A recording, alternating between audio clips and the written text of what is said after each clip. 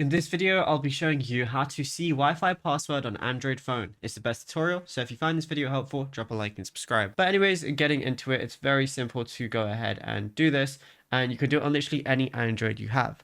So what you want to do is go over to your settings application. Now this will be really useful, so if you want to share it or connect to another device, you can do it this way. Then from here, go over to your connections. And then you're going to see Wi-Fi at the very top. So go ahead and click on that. As you can see, I'm currently connected to a Wi-Fi. Just make sure you're connected to your Wi-Fi.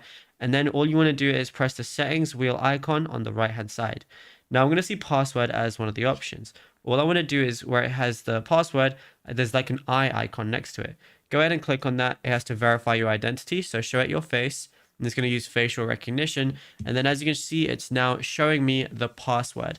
And yeah, it's literally as simple as that. If I go back and I click it again, it's now hidden again. So once it shows the password, you can copy and paste it, send it to whoever you want, or just use it anywhere else. And yeah, it's as simple as that. Now, if you found this video helpful, be sure to drop a like and subscribe.